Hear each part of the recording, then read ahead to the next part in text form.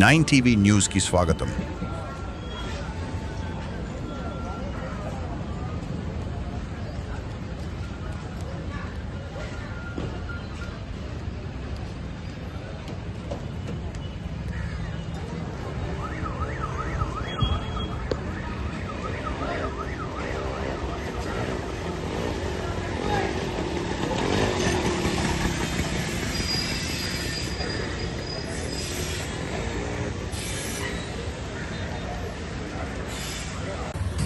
మిత్రులారా, మనం ఇప్పుడు ఆదిలో బ్రిడ్జి పడిపోయిన భాగం వద్ద ఉన్నాము.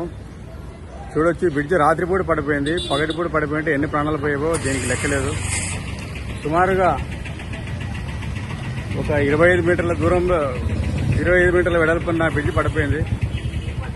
మరి చూస్తుంటే అధికారులు కానీ నాయకులు కానీ పట్టించుకున్న పాపాన్ని పోలేదు. గత 8 సంవత్సరాలుగా మేము దీనిపై వాయిస్ ఇస్తూనే ఉన్నాము, కానీ ఎవరు పట్టించుకోలేదు.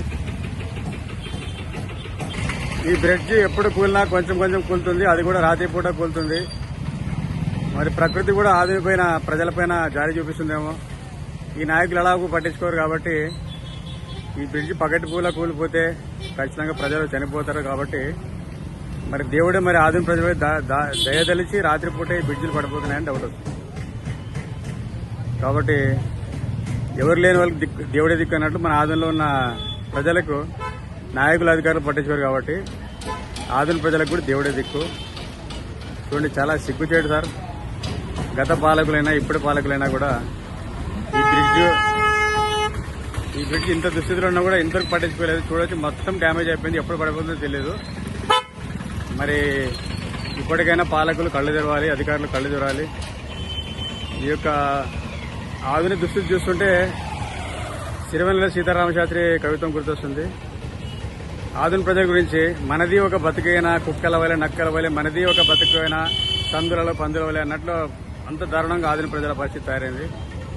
మరి ఎప్పటికైనా బుద్ధి తెచ్చుకుని పాలకులు కావచ్చు, అధికారులు కావచ్చు, ఆధునిక ప్రజల సమస్యలు తీర్చండి.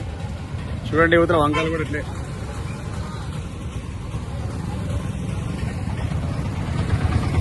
అంటే ప్రజల్ని ఇట్లా గబ్బు వ్యవస్థలో ట్యాక్సులు కట్టించుకొని గబ్బు వ్యవస్థలో ఉంచారంటే మరి పాలకులు ఎవరైతే కావచ్చు, ఎవరైనా ఏమైనా కూడా చేసుకుంటే అధికారులు కావచ్చు, చాలా దుర్మార్గంగా ఉంది. ఇప్పటికే బ్రిడ్జ్ యొక్క మొత్తం గోడను పలగొట్టి కనీసం గ్రిల్లను వేయించండి, ఏదో ఒకటి చేయండి. మొత్తానికి మీరే చేతితో గడపండి. ఎందుకంటే వర్షంతో ఎప్పుడు పడిపోతుందో తెలియదు, ఏమవుతుందో తెలియదు.